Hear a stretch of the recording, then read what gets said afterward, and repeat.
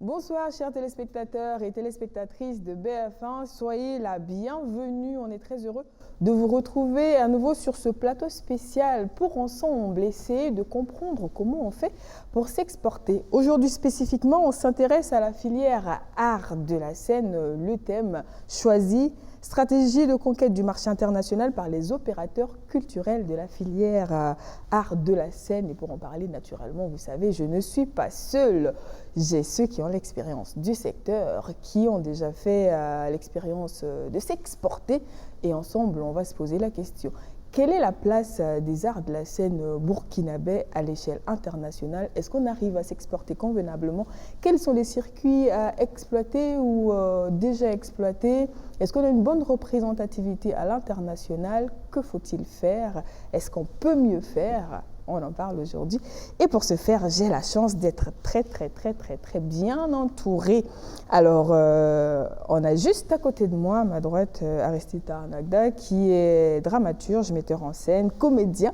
Et il est auteur de plusieurs ouvrages et directeur des Récréatrales. Bonsoir. Bonsoir. Comment ça va? Très bien, ça va. En ce moment, tu es au pays? Oui. D'accord. Tu voyages quand même beaucoup? Ouais, un peu. D'accord. Un peu beaucoup. Voilà, on va mettre ça ensemble un peu beaucoup, mais il voyage quand même, c'est intéressant de mentionner cela. Et en face de Aristide, mais de l'autre côté de la table, bon, il m'a dit de vous donner une information que je vais garder pour nous jusqu'à la fin de l'émission. Moi, la différence d'Aristide... Mais attends que je dise que c'est toi. Moi, je ne suis pas là. Moi, je suis en voyage. J'ai même pas dit que c'est toi d'abord. Moi, je n'ai tout notre... Oh, voilà, calme-toi. Respire. Merci beaucoup. Moussa Petit Sergent, donc acteur, humoriste, comédien, ouais. Apparemment chanteur. Ouais, malamailleur aussi sur le côté. Et également, Moussa, c'est plusieurs scènes à l'international, donc on en parle. Dernièrement, il était sur scène ici. Les séparables sont toujours ensemble ou séparés? Ouais, aux dernières nouvelles, ouais, il paraît. Vous êtes toujours séparés? Ouais, logiquement. D'accord. Ouais. Merci beaucoup pour cette information, parce que j'ai eu l'impression qu'il y avait une certaine frustration due de toi, venant de toi d'ailleurs, parce que... les gens sont forts, hein. Comment ça? Tu seras à la source d'une frustration qui va créer la séparation. Ouais, j'ai disparu avec le gombo du concert. Mais voilà, bon, c'est pas violent comme action. Ils vont se rétablir vite. Donc ça va encore. Oui, hein? Ça va. C'est un bon motif de séparation. C'est que de l'argent. C'est que de l'argent, c'est pas important. Ça, c'est un sérieux un peu. Je suis aussi. C'est vrai que j'ai ouvert la porte, mais toi aussi, il ne faut pas rentrer comme ça. Bon, En face de Moussa, nous avons notre non moins international prince aux pieds nus, directeur d'Erema, Alif Naba, artiste, chanteur, musicien. Bonsoir. Bonsoir. Comment ça va? Très bien, ça va très bien. Alors, on est très heureux de t'avoir sur ce plateau également. Et à ma gauche, à présent, lui est musicien, danseur, chorégraphe, consultant en art de la scène, Olivier Tarpaga. Bonsoir. Bonsoir. Maintenant qu'on est 4, on a Tarpaga, Tarnagda, Naba, Moussa. Heureusement que tu as un A dans ton prénom, sinon ça va faire bizarre.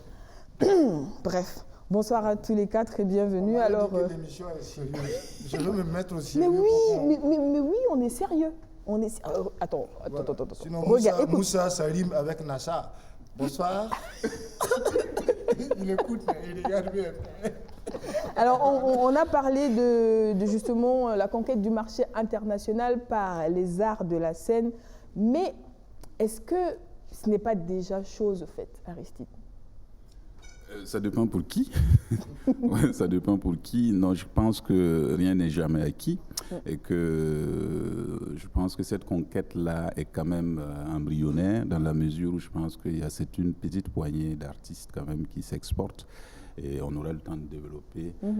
Voilà, mais il y a quand même une bonne représentativité, mais il reste beaucoup de choses à faire. Mais spécifiquement pour le cas du théâtre, on va dire qu'on a l'impression, le sentiment en tout cas, que le théâtre burkinabé vit mieux hors du Burkina. Il faudrait déjà qu'il vive mieux chez lui. Donc voilà, et c'est pas vraiment le cas parce que on est concentré sur deux grandes villes, je crois, Bobo-Dioulasso et puis Ouagadougou, pour plusieurs raisons, même s'il y a des compagnies dans les provinces et même des compagnies de Ouaga qui tournent pas mal, mais par manque d'infrastructures, de théâtre déjà, pour aller jouer dans ces théâtres-là. Donc, je sais pas, pour moi, c'est un peu mitigé à l'intérieur. Donc, à l'intérieur, déjà, c'est pas les top niveaux? Non, pour plusieurs raisons, je crois, parce qu'il y a beaucoup de structures qui manquent de moyens, même les espaces culturels qui existent manquent de moyens de production, de diffusion, c'est un coût tout ça. Donc, voilà. Alors, Moussa, lui, il a commencé également sur les planchers, avec du théâtre, et ça t'a d'ailleurs fait voyager. Exactement. Aujourd'hui, tu es plus connu en tant qu'humoriste.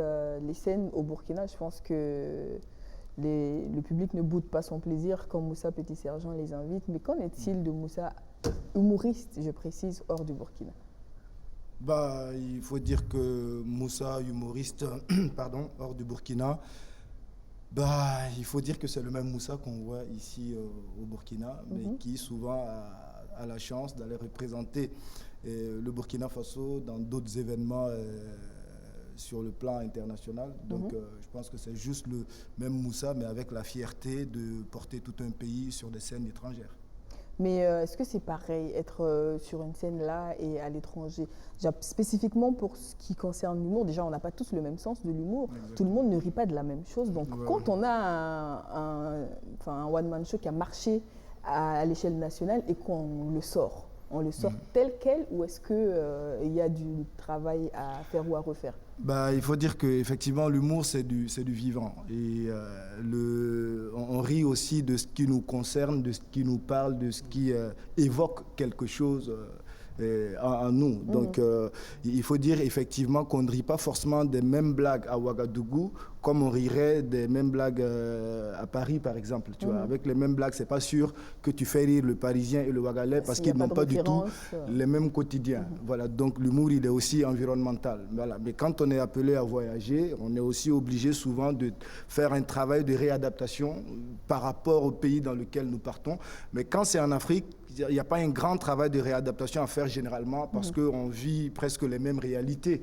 Et le Burkina, le Togo ou le Bénin et tout, on a plusieurs points communs. Voilà. Mais c'est quand on change souvent de continent qu'il faut, parce que souvent, il y a des informations que l'autre n'a pas, il y a des codes qu'il n'a pas, ça c'est sûr.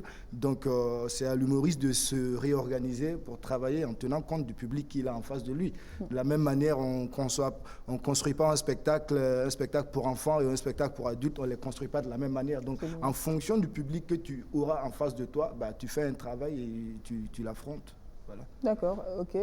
Pour ce qui concerne la musique, en général, quand on dit le secteur culturel, enfin spécifiquement au Burkina, tout le monde pense direct musique. Au plan national, on va dire quand même que c'est un art qui se porte bien là-bas. Oui, au plan national, c'est un art, la musique se porte très bien.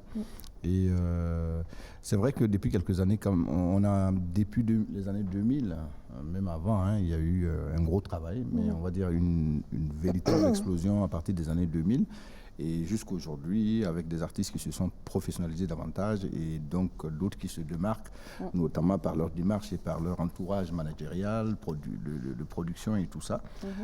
C'est ce qui va amener donc à avoir des artistes qui sont plus ou moins vus sur la lanterne internationale avec, je veux dire, un ton international, une démarche internationale et donc qui font en tout cas la fierté du pays sur des scènes aussi bien sur le continent africain qu'à l'extérieur, hors du continent.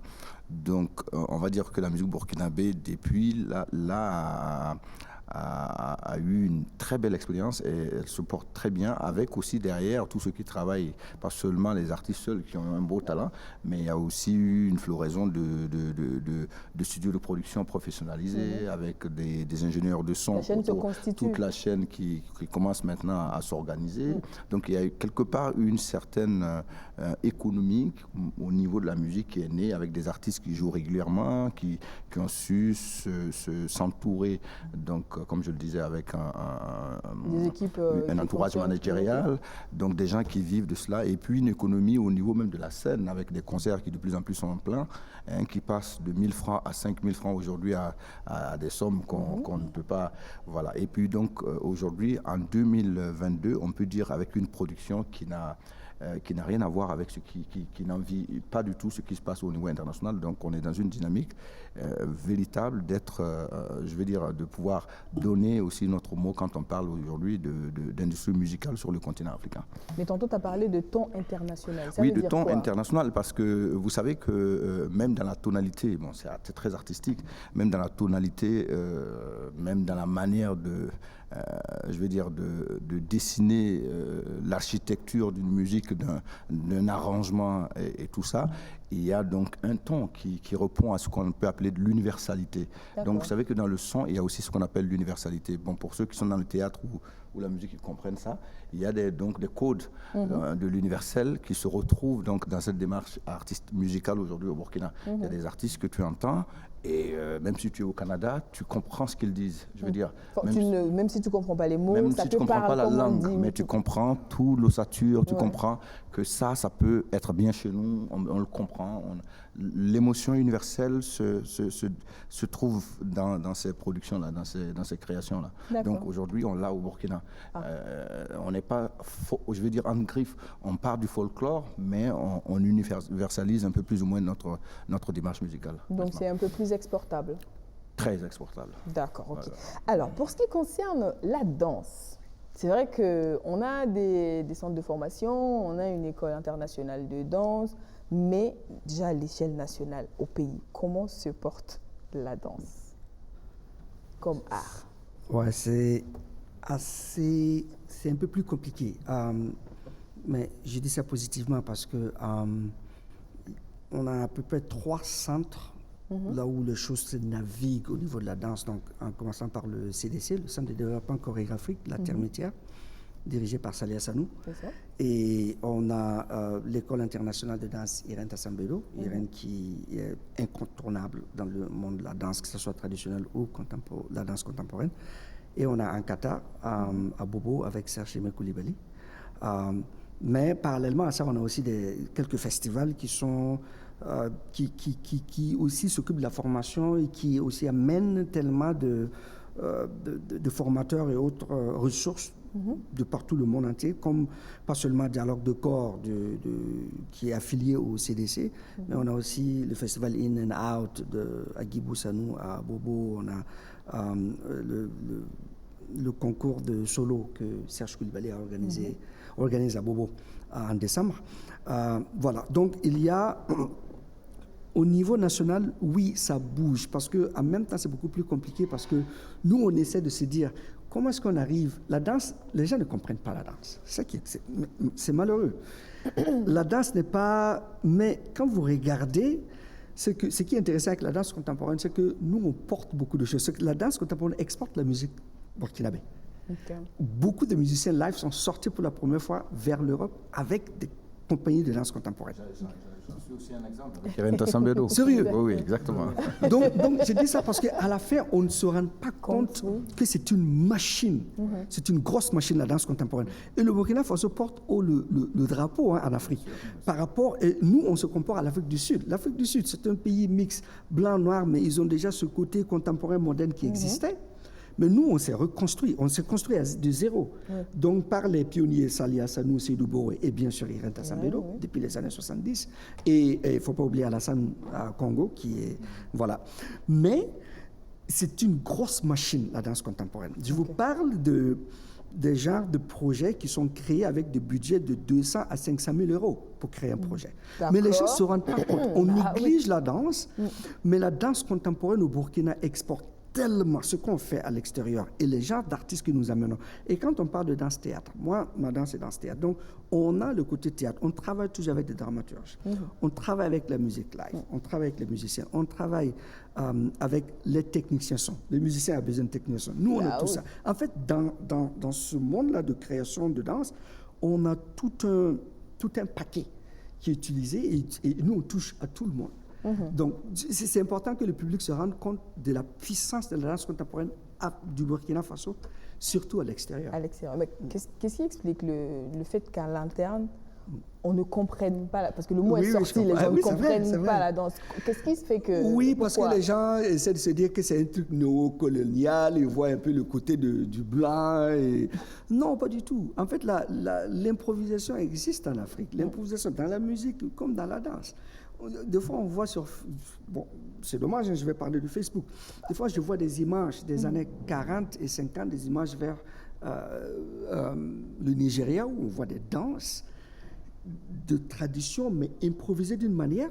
On regarde aujourd'hui, tu te dis que c'est du break dance qui est venu dans les années 70-80. Mais ça se faisait au Nigeria, dans d'autres places. Mais c'est un truc de fou. Donc, en fait, c'est pour dire que l'improvisation existe dans nos cultures.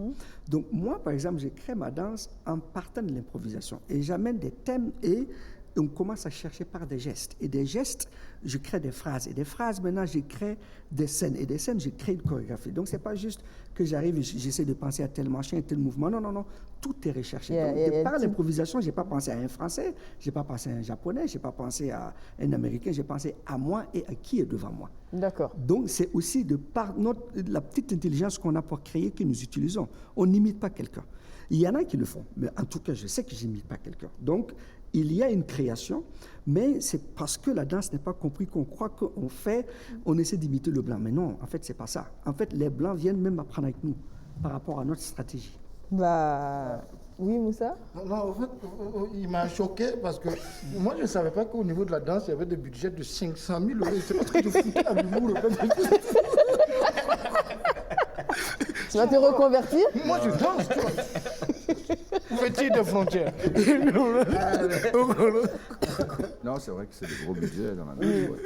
Mais ce qui est intéressant quand même, c'est que vous êtes, les arts de la scène naturellement se côtoient, composent ensemble, et chacun de vous a quand même connu des scènes à l'international pour Aristide, entre autres, hein, la France, la Belgique, le Canada, le Brésil, l'Italie, le Mali, le Togo, le Bénin, la Côte d'Ivoire, le Burundi. Bon, je vais arrêter là comme ça, parce qu'on ne peut pas citer tout le monde. Alif, États-Unis, France, Rwanda, Indonésie, Congo, Côte d'Ivoire, Sénégal, Vietnam et tout autour de nous, comme on peut l'imaginer. Olivier, États-Unis, Angleterre, Japon, Nouvelle-Zélande, Afrique du Sud, la Guyane, le Mexique. Moussa, France, Bénin, Suisse, Allemagne, Maroc, Tunisie, Congo, Brazza, Gabon, Sénégal, Côte d'Ivoire et j'en passe. Wayugia, oui, bien sûr, comme la patte d'oie. C'est important. Juste pour dire que l'international, vous avez déjà expérimenté. Comment on sort quand on est du théâtre? Comment on arrive à toucher la scène internationale? La première fois pour Aristide, c'était quand? Alors, la première fois, c'est à la fois lié à la qualité du travail, je pense, mais aussi à de la chance, à beaucoup de concours, à un réseautage. La première fois que je suis sorti, c'était avec un texte que j'avais écrit en 2004, Alors tue-moi. Et puis, ça fait un grand bruit, dans le bon sens. Et tout autour, parce que c'est aussi des métiers de solidarité, je pense, parce que tout autour, il y avait des professionnels, mais il y avait des collègues artistes, des gens qui avaient un certain renom, et que quand ils vous recommandent, voilà, c'est comme si vous étiez tout de suite accepté, en fait. Voilà, et donc, voilà, c'est ce qui s'est passé en 2004. Et puis, du coup, le spectacle est sorti. C'était en France. D'accord. C'était en France. Enfin, auparavant, j'étais acteur chez Jean-Pierre Guingané et puis on sortait avec la troupe, mais en tant qu'individu. Sorti en tant que toi, individu, voilà. Demandé, recommandé. Tout à fait, okay. Voilà. Donc c'est par recommandation, par des réseaux, par des professionnels. C'est pour cela que les festivals sont importants pour créer et permettre la visibilité des artistes. C'est pour ça que des espaces aussi sont importants à soutenir pour que les artistes puissent être, on va dire, en publicité. Voilà, pour pouvoir faire de la publicité autour des artistes en ce moment. Parce qu'il y a des gens qui cherchent à acheter des spectacles, qui cherchent à faire voir des artistes. Donc, en général, quand on sort, c'est ça, pour ton cas, hein, il t'est recommandé un spectacle qui a été acheté, normalement, il va voyager. J'ai envie de poser la même question à tout le monde. Khalif, la première fois à l'international, c'était où? C'était dans le cadre de la danse, comme je l'ai Ok, dit. Moi, la avec première fois, Irène. je sors avec Irène Tassambedo. Je pense qu'elle avait créé un spectacle qui s'appelait Carmen, à l'époque, avec pas mal d'artistes qui étaient venus de différents pays. Donc, j'avais eu la chance de participer. Puis, on était allé, la première fois, c'était aux Francophonies de Limousin. Voilà, à Limoges. Donc, j'avais eu donc la chance de sortir pour la première fois. D'ailleurs, c'était, bon, pour moi, c'était autre chose. Moi, en tant que petit monde, ton temps, ngan ibioya. Ton temps, ton ngumlo. Donc, moi, j'étais 16h à ton nez, quand même, tu bio les premières fois. Mika 22h, 20h, ton nez, 21h, tu me dis que tu donc, moi, j'étais décalé. Ouais, Bon, ça- bref, je m'excuse de parler en moulé, de mélanger. On va le faire comme au Sénégal. Voilà. Donc, c'était la première fois, mais c'était une très belle expérience pour moi. C'était en 2006, je crois. Et ensuite, après, j'ai fait ma première tournée avec pas mal de dates qui m'a amené en France, tourner sur beaucoup de dates. Et c'est d'ailleurs à cette date, c'est vraiment des coïncidences où je rencontre pour la première fois Ismaël Lo, où j'avais fait sa première partie. Et puis bon, voilà, les choses sont parties comme ça. Mais avec Irène, comment s'est fait la rencontre? La rencontre s'est faite sur scène parce qu'elle avait, j'avais une chanson sur mon album, notamment Faux, qui s'appelait Félie, qu'elle aimait bien. Et donc c'est cette chanson que j'interprétais avec maintenant une revue pour le théâtre, avec de la kora et tout ça. Et c'était vraiment quelque chose de magique. C'est une expérience pour moi parce que ça m'a permis de comprendre la scène. C'est pas la même chose parce que c'est vraiment très rigoureux. La démarche des gens de la danse et du théâtre, elle est différente de nous en musique. Et ils sont très rigoureux et donc tu apprends la rigueur, tu apprends que tout ce qui est sur la scène est important, tout l'espace est à exploiter. Et donc moi j'apprends très vite. Et je crois que ça a été une grosse charge que j'ai récupérée et qui m'a vraiment permis Ça te donne, de me distinguer oui. et de ne pas vouloir travailler comme des artistes musiciens, Exactement. mais de travailler ça organisé. donne une méthodologie. Exactement. Ok. J'ai utilisé vraiment la méthodologie des gens de la danse et du théâtre, qui pour nous, dans la musique, sont des gens les mieux structurés. Ok, Voilà, exactement. d'accord, ok. Et cette structure-là, je pense que Moussa l'a découverte. C'est vrai que tu as été reconnu prix découverte RFI en humour. Ouais. Je sais que tu es sorti d'abord en tant qu'acteur de comédien de théâtre. Ta première sortie internationale en tant qu'humoriste. Ouais, ben, la première en tant qu'humoriste, c'était au Sénégal. Ok. Je pense c'était en 2014 par là, on va dire. Voilà. Donc, mais il faut dire que c'est au bénéfice du festival de Augusta Palinfo. D'accord. Et tout est parti de là, un promoteur sénégalais, voilà, et tout est parti du Firo en tout cas. Et je suis allé, mais pour moi ça a été vraiment un enchaînement parce que juste avant de partir au Sénégal, qui allait être la première fois que je partais jouer à l'international, il y a Maman qui était invité au Burkina pour un spectacle. Et au bénéfice de ce spectacle-là, je croise Maman lors d'une émission radio. Et tout de suite et maintenant, bon, il y a le feeling, quoi, tu vois, on se comprend et tout. Mais moi, je ne lui ai pas dit que je partais au Sénégal. Il m'a pas Lui dit non aussi que lui plus. aussi partait Bon, au chacun Sénégal. gère son agenda. Exactement. Mais à la fin, il s'est avéré que lui était le parrain du festival sur lequel moi, j'étais invité au Sénégal. Ok. Alors, j'arrive au Sénégal, les choses se passent super bien et le monsieur, il m'adopte en ce moment.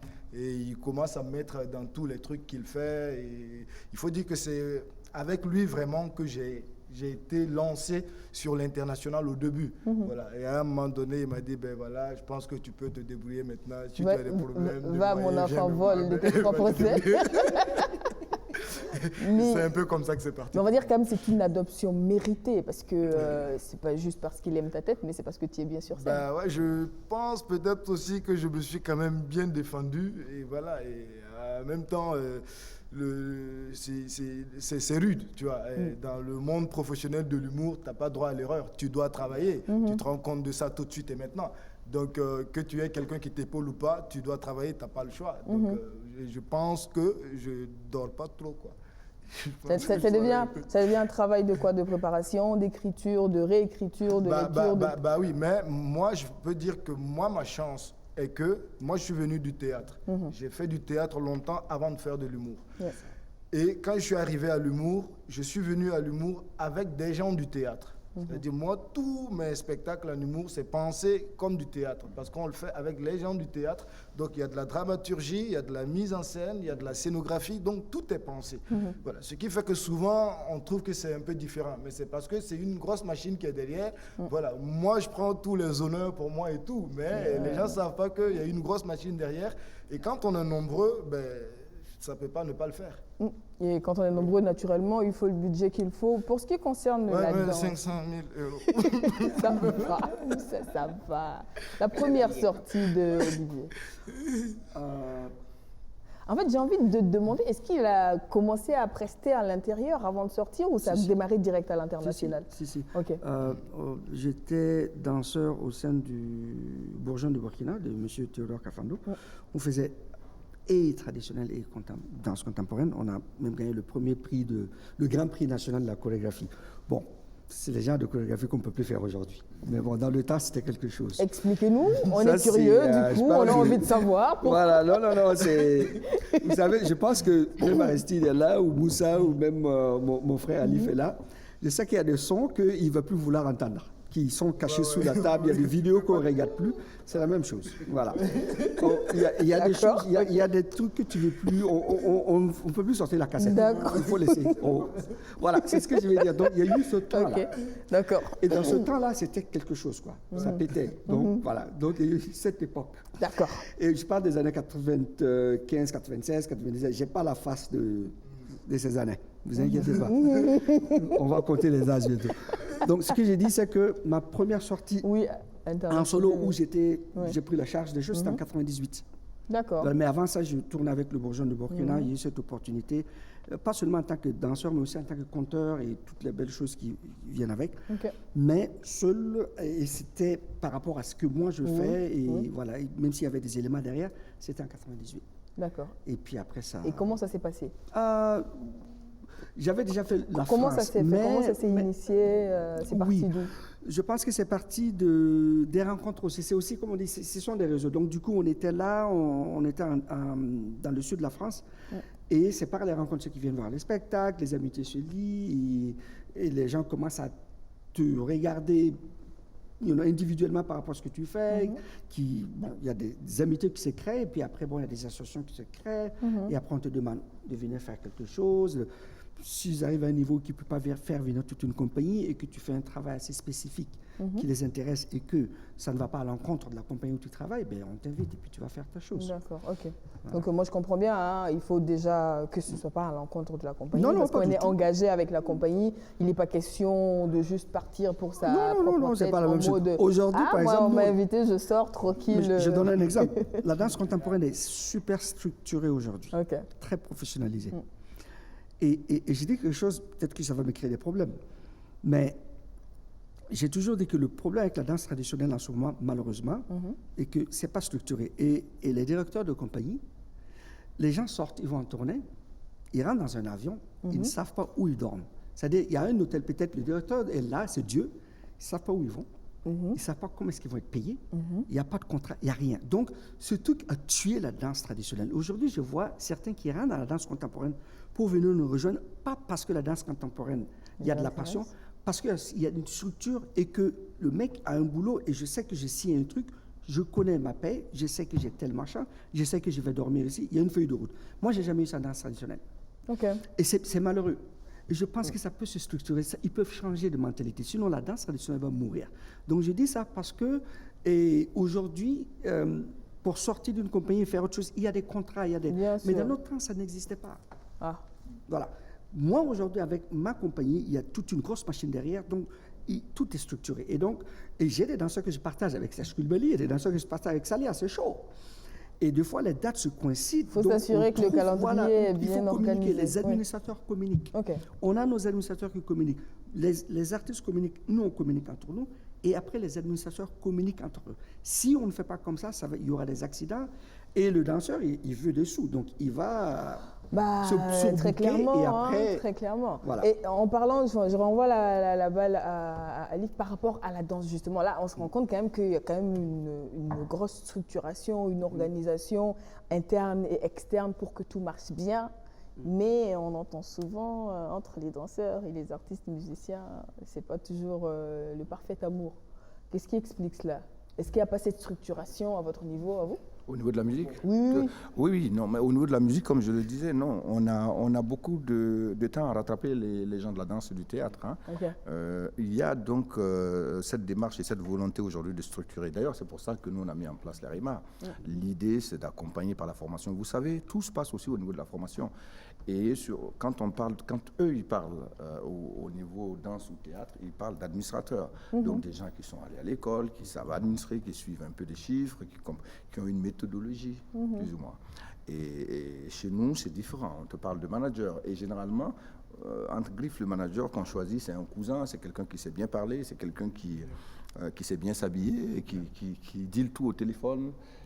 Il n'y a aucune traçabilité. Et ça, c'est quand même dommage pour la musique. C'est pour ça que, même si on remarque qu'il y a maintenant une volonté pour des artistes d'aller vers donc cette structuration-là, on pense qu'il faut aller à fond et qu'il faut se former. Nous, on est convaincus au niveau des RIMA qu'il faut connaître les métiers. C'est des métiers de la musique qui sont pareils comme les métiers de la danse ou du théâtre.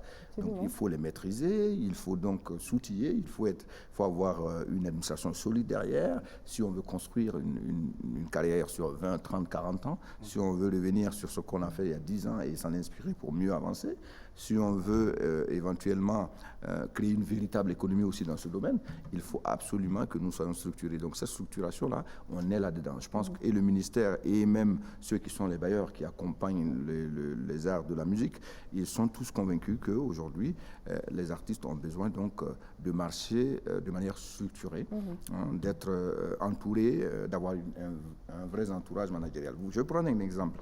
Je suis ambassadeur d'un marché de la musique sur le continent au Maroc qui s'appelle Visa for Music, et qui est au Maroc, et donc qui est l'un quand même des marchés les plus en vue sur le continent. Et donc nous avons souvent, en tant qu'ambassadeurs, un petit mot à dire au niveau du comité de sélection pour leur dire il y a donc dans cette région du continent un artiste qui est jeune, un nouveau talent, mais qui mérite d'être mérite d'être mis en avant. Et souvent vous avez donc un jury qui s'assoit et qui capte tout de suite un artiste qui a un énorme talent, qui a un potentiel énorme, malheureusement qui n'a aucun entourage managérial. Et c'est difficile. Parce que vous savez, dans la musique, aussi bien que dans la danse peut-être. Maintenant, on ne se lève pas, il y a les opportunités comme il l'a dit, mais il y a aussi les réseaux et il y a aussi des plateformes qui existent pour pouvoir s'exprimer, notamment les marchés de musique. Il y a des marchés aujourd'hui qui existent, des rencontres comme les RIMA, qui te permettent de rencontrer soit un professionnel, et qui lui va te programmer éventuellement, ainsi de suite, et donc une chance s'ouvre. Et quand on a donc souvent des talents qui sont très bons, mais qui malheureusement derrière, on n'est pas sûr qu'il y a une équipe qui conduise. Ça, c'est véritablement dommage. Donc notre travail au RIMA, c'est aussi d'interpeller les artistes qu'il faut absolument que vous rentrez dans le moule. Parce que si vous voulez faire une carrière internationale, vous êtes obligé d'avoir une production, vous êtes obligé d'avoir un management, en une administration, vous êtes obligé d'avoir une édition, vous êtes obligé d'avoir une distribution qui est bien contrôlée.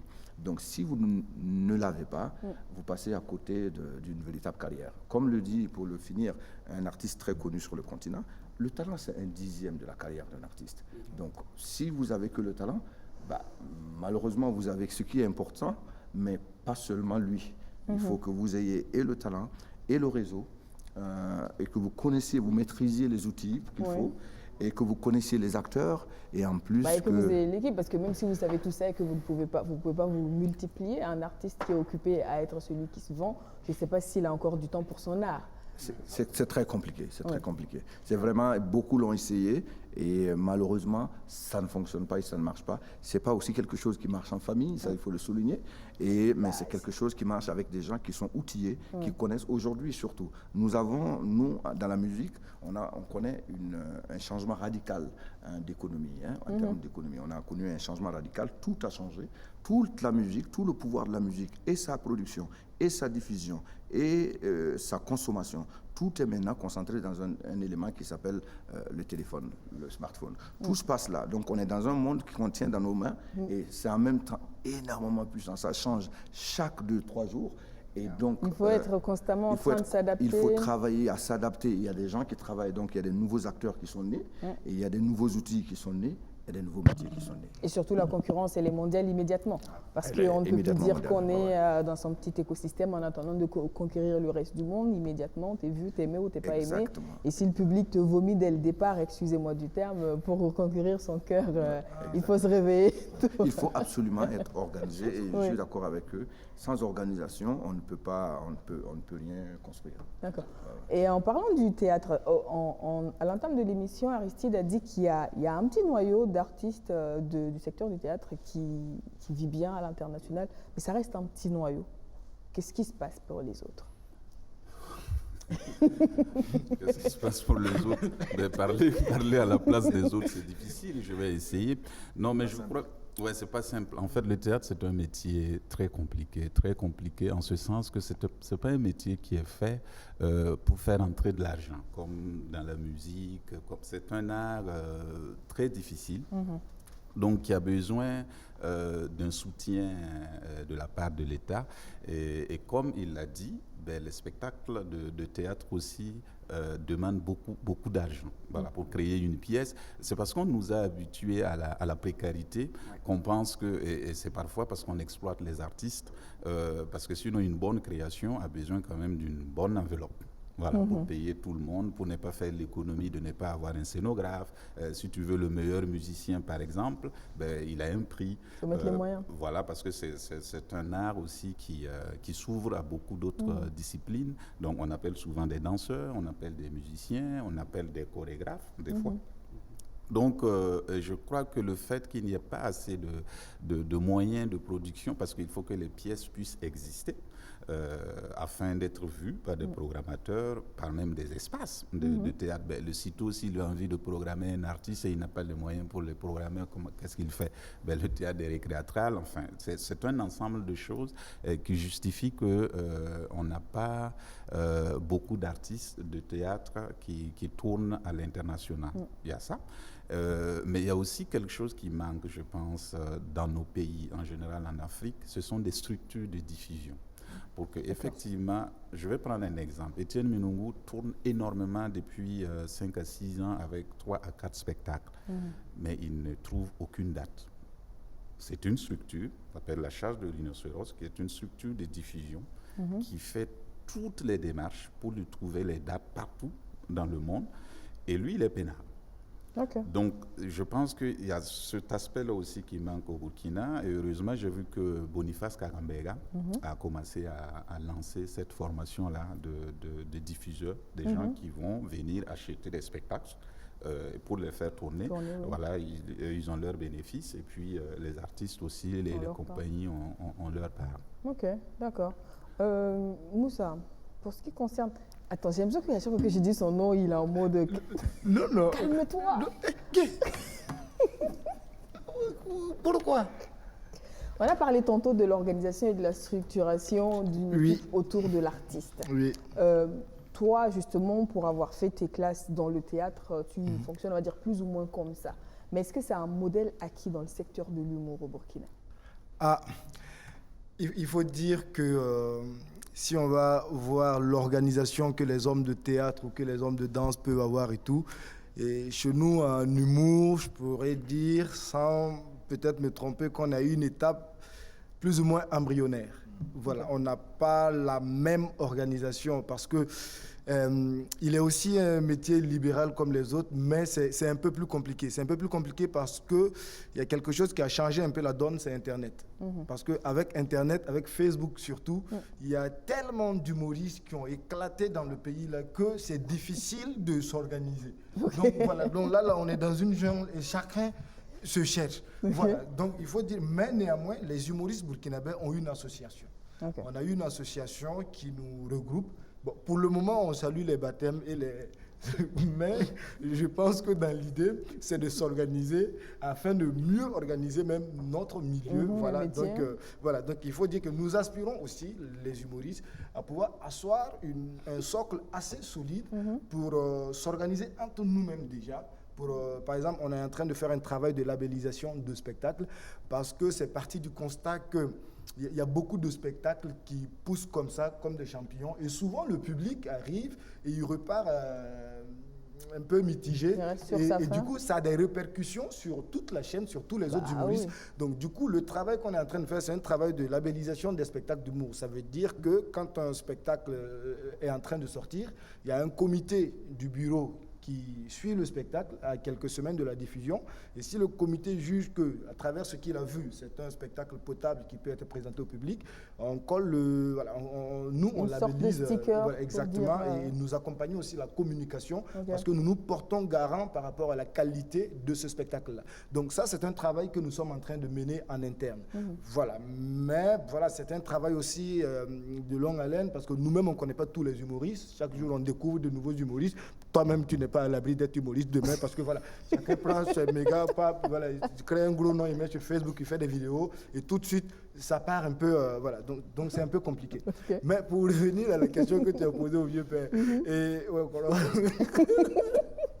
sur l'internationalisation et tout, il faut dire que, bon, moi, déjà, je voudrais saluer les prouesses d'une de nos collègues humoristes, Rukiata Ouedraogo. C'est vrai qu'elle est établie en France, mais quand même, elle est burkinabé. Et quand elle est sur scène, on dit d'elle que c'est une humoriste burkinabé. Je pense que c'est une excellente ambassadrice de l'humour burkinabé. Voilà, que je voulais saluer. Mais ici, en local, on est vraiment local pour le moment. Donc, du coup, on a quelques-uns qui arrivent petit à petit à sortir, mais il faut dire qu'il y a un gros travail à faire pour pouvoir s'exporter davantage.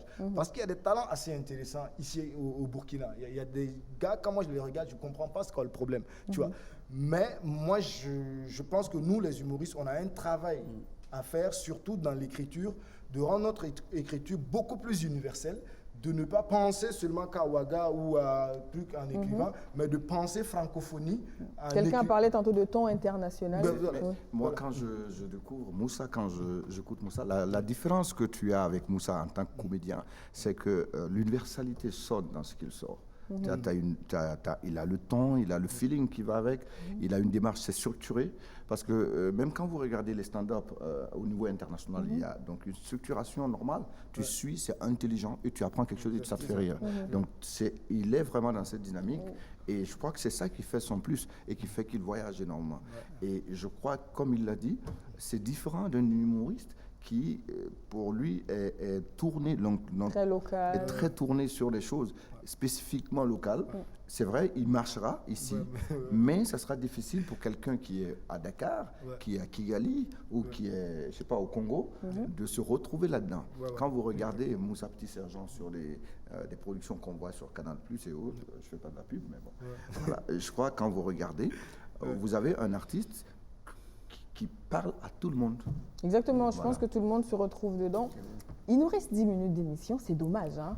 Mais j'ai quand même envie qu'on aborde cette question très rapidement. On a parlé tantôt du réseau, de la qualité du travail, de la structuration, mais tantôt, Alif a soulevé quand même une question que je trouve essentielle, la formation au métier des arts de la scène. Aujourd'hui, même si les jeunes sont intéressés à développer cette chaîne-là, où est-ce qu'ils se forment? Et justement, c'est là où il y a la formation, mais il n'y a pas que la formation, il y a aussi même les lieux de diffusion. Parce que ça crée une économie, ça crée des métiers, ça crée une économie. Aujourd'hui, je prends au niveau du domaine de la musique, il y a un problème récurrent. Pour ceux qui le connaissent, quand vous prenez le son, par exemple, on n'en compte pas plus de 2-3 ingénieurs de son de la musique. On se tourne toujours vers la même chose. Alors qu'on a énormément de festivals, énormément de productions, et souvent des festivals avec un bon projet de festival, avec une qualité piètre de son derrière, parce qu'il n'y a pas d'hommes pour gérer. Et les manettes sont mal gérées. Ça, donc il y a de la formation dans tous ces domaines. Il y a même de la formation pour ceux qui sont l'entourage managérial dont on parle, qui est nécessaire pour conduire les projets des artistes. Donc il y a donc la formation pour eux. Il y a de la formation pour les artistes eux-mêmes qui ont besoin d'aller chercher les nouveaux outils, comprendre comment ça fonctionne, leur milieu, et qui maintenant change du jour au lendemain.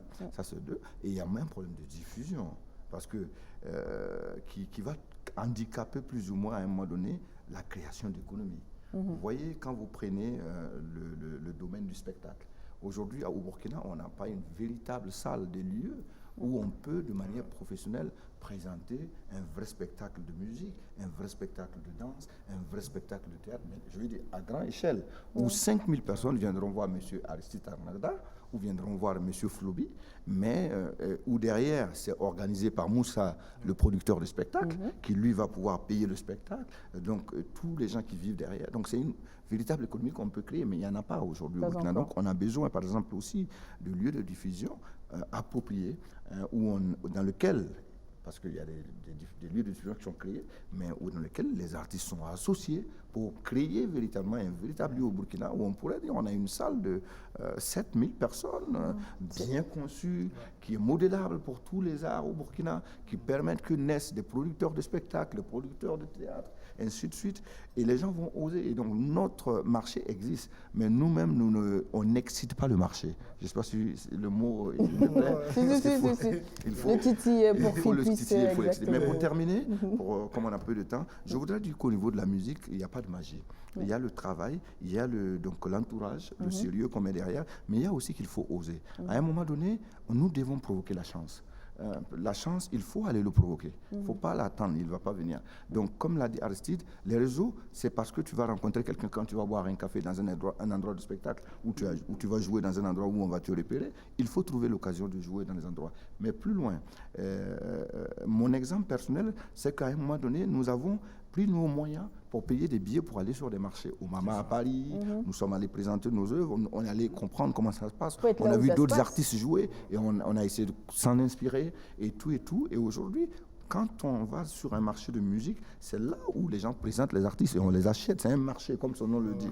Donc il faut aller vers là où on peut chercher à se professionnaliser pour se créer. Donc l'invite, c'est en tout cas aux artistes, aux acteurs, à tout le monde de la musique, en tout cas pour ce qui concerne la musique, d'où s'ouvrir au monde et de voir le monde comme une assiette dans lequel vous avez la salade, vous avez la tomate, vous avez tout, et vous pouvez vous décider de manger de la salade, composer comme vous voulez. Le monde, il est petit. Il faut pas à condition d'aller vers l'assiette en question. Le monde, il est petit, et nous devons, je vais dire, avaler le monde. D'accord, ok. Alors, pour ce qui concerne spécifiquement l'humour aujourd'hui, qu'est-ce qu'il faut faire pour que les humoristes burkinabés se retrouvent sur des scènes internationales? Moi, je pense que déjà, c'est aux humoristes d'abord de faire un travail énorme, notamment dans l'écriture, comme je l'ai dit. Et cette étape passée, il faut maintenant se donner les outils et d'aller vers l'international. Il ne faut pas forcément attendre que l'international vienne vers nous, mais c'est aussi à nous de mener cette démarche-là, d'aller vers l'international.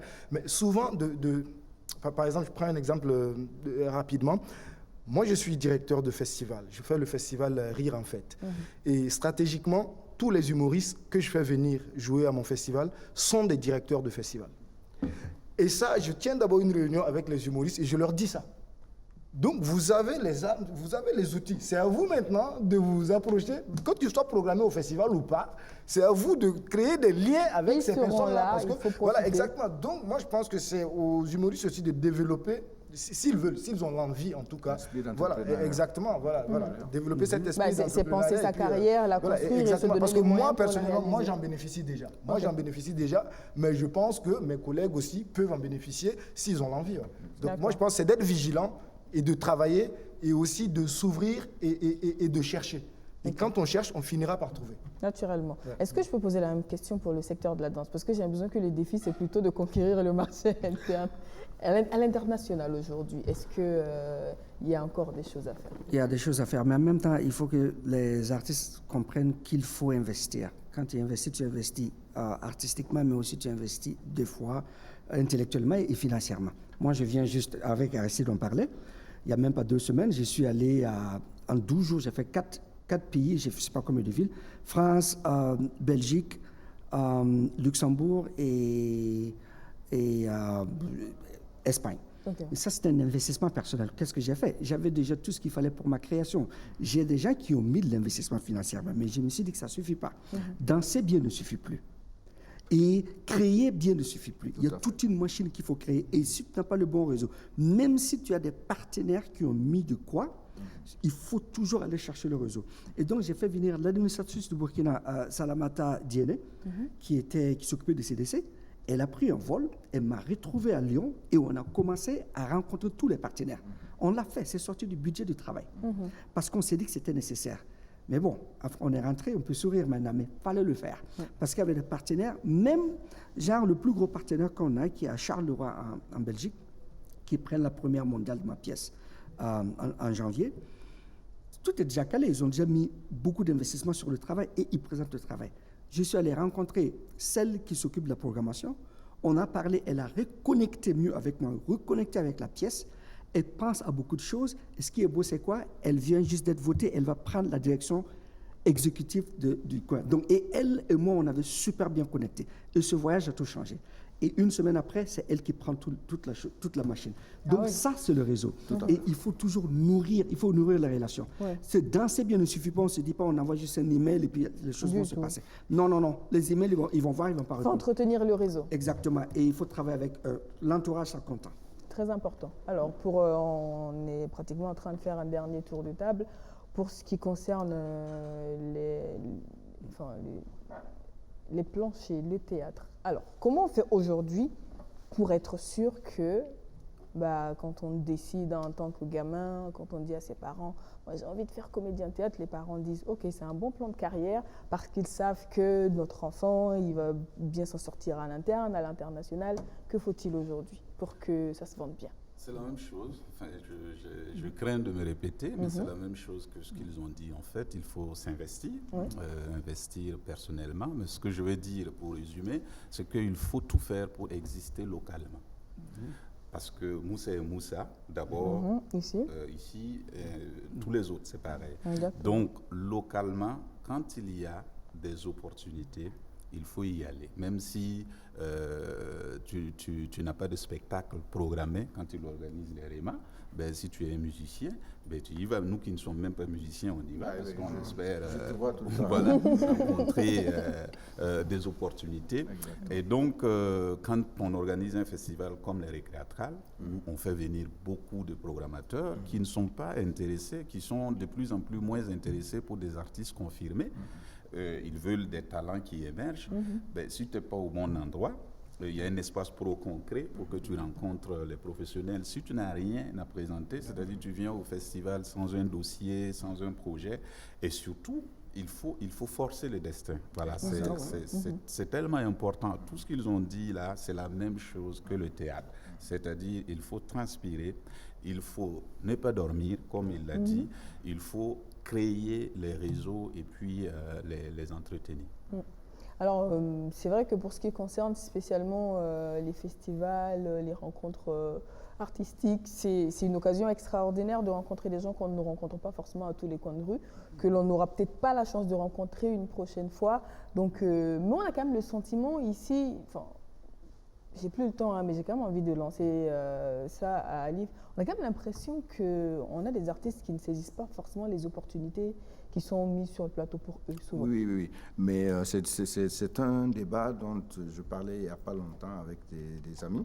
Effectivement, nous, par exemple, quand on organise les REMA, tu entends même souvent, certains te diront que c'est le REMA de Alif. Ou comment ça s'appelle ton festival, l'île en fait de Moussa. Le Récréatral de alors que comme il l'a dit, il invite des amis qui sont directeurs de festival et qui viennent. Et après, ces gens-là, c'est pas Moussa qui les intéresse. Et ils viennent, comme il a dit Aristide, ils veulent rencontrer des jeux. Lui, ils le connaissent déjà. Ils ne viennent pas parce qu'ils veulent voir Aristide au Récréatral. Donc c'est un peu la même chose. Quand on organise les REMA, c'est donc on fait venir des gens. Cette année, pour les REMA qui auront lieu donc du 13 au 15 octobre prochain, nous allons accueillir YouTube, on va accueillir Spotify, on va accueillir Wagram, on va accueillir des maisons de disques et des plateformes. C'est vraiment avec eux qu'on travaille. Donc cette année, ils vont être là et je pense que c'est important pour toi en tant que producteur ou producteur de contenu ou directeur d'une maison ou artiste de comprendre comment ça fonctionne. Et il n'y a pas de la magie. Il n'y a vraiment pas de la magie. Donc, à mon avis, souvent on a un problème. En Afrique du Sud, dernièrement, j'y étais pour Access, qui est une grosse plateforme de rencontres professionnelles. Et j'étais même désolé de voir que dans la grosse salle qui devait avoir 1000 personnes, on était maximum 100. Donc, tu as des producteurs qui viennent partout dans le monde et ça discute. Et toujours quand on organise des gros événements qui intéressent les artistes, ceux-mêmes qui sont les premiers, ils ne viennent pas. Les gens ne sont pas intéressés par la formation et ils veulent qu'il y ait de la magie. Malheureusement, ça ne marche pas. Ça ne marche pas quand on n'a pas le réseau, quand on n'a pas les connexions. Monsieur Tarnagda organise les récréatrales et ça marche et c'est puissant et tout le monde en parle parce que derrière, Monsieur Tarnagda, 6 mois avant, il ne dort pas. Il est au téléphone, il est en train de parler avec ses amis, avec ses réseaux, il en réveille. Il disait tout de suite, Tarpaga, comment il a investi. Et quand il est parti, c'était différent. Il parlait avec une personne, il est allé, ça nourrit encore le truc et il y a des pistes encore qui se dégagent. Donc je pense que on ne peut pas s'asseoir comme l'a dit Moussa. Et puis il faut se former. Il faut nous-mêmes aller à l'information. Il faut provoquer la chance. Il faut croire déjà en ce qu'on fait. Et je pense que les opportunités il n'y a pas de petites opportunités. Moussa Petit Sergent est parti de notre sœur du festival du Firo et est devenu Moussa Petit Sergent aujourd'hui. Donc ça veut dire que dans n'importe quel petit endroit, on peut rencontrer, excuse-moi du terme, la boue qui va donner la fleur de lotus. Eh bien, merci beaucoup. Ça, c'est une belle image pour conclure. Avant qu'on nous dise de rendre l'antenne, merci beaucoup à chacun d'entre vous. C'est un sujet qui est fort intéressant et surtout qui est très important, on va le dire ainsi. Aujourd'hui, on retiendra qu'il faut non seulement le talent, mais pas que. Il faut le travail qu'il faut derrière. Il faut justement des espaces d'expression pour les artistes parce qu'un artiste seul chez lui à la maison qui n'est pas vu va se vendre difficilement. C'est vrai aujourd'hui qu'on a les réseaux sociaux où on peut être vu, mais là encore, je ne sais pas si c'est ouvert à tout le monde parce qu'on est quand même plus de 2 milliards sur les réseaux sociaux. Donc pour se faire remarquer là, il faut y aller. Donc des espaces d'expression, des espaces, des salles de représentation qui manquent criarement au Burkina. Il faut le dire très clairement, le travailler le réseau et derrière, on va dire qu'avec tout ça mis en place, un peu de chance et logiquement, tout devrait bien se passer. Je pense qu'on a la matière pour s'exporter. Je pense qu'on a la qualité, on est compétitif, il reste le travail à faire pour cela. Et j'espère que cette émission-là aura permis à certains peut-être de reconsidérer leur positionnement ou de repenser leur plan de carrière, pourquoi pas, pour pouvoir se vendre convenablement, on va le dire, parce qu'un artiste burkinabé qui sort, il ne sort pas à son nom propre, il sort avec le drapeau burkinabé. Et je pense que c'est tout le mal que le Burkina souhaite à chacun de ses artistes. On vous souhaite beaucoup de courage, bon vent, et allez-y loin et représentez-nous valablement. Et à tous nos téléspectateurs, on vous souhaite une bonne suite de soirée en compagnie des programmes de BF1. On se retrouve très bientôt avec d'autres sujets. D'ici là, merci beaucoup, Olivier. Merci Moussa. Merci Ali. Merci Aristide. Et merci à vous également. Au revoir. Ça, c'est fini. La messe est dite.